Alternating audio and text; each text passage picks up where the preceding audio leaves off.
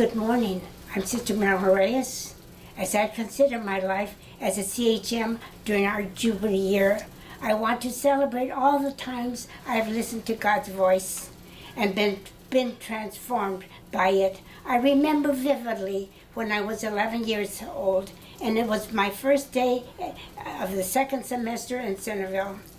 A sister of humility walked into our classroom, and in a flash, I knew I had the experience that changed me.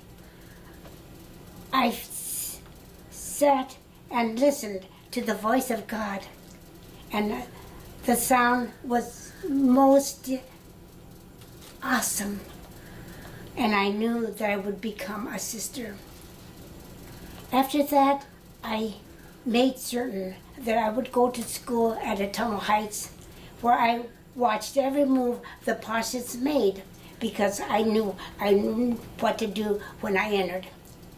Later on, when I told Mother Geraldine that I wanted to be an enter, she said I would need my mother's permission because I was only 17.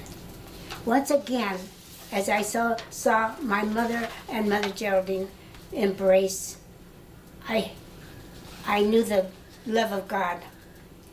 That was on July 3rd of 1936.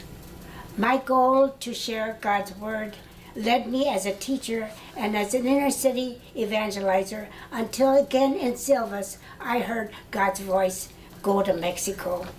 And on leaving the grounds at the university after 3 years, again looking up at the volcano, Popocatépetl, I heard God's voice say, see what I say for you, to see me when I asked you to leave Peoria's people.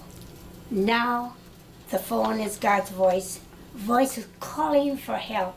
Voices calling for prayers. These are all voices from past ministries. Now, after 7 years as a CHM, I sit in my 2118 cell, pondering and listening to God's voice. Always listening, yes, Lord. Mary's fiat, yes, listening the voice of my God. Hey.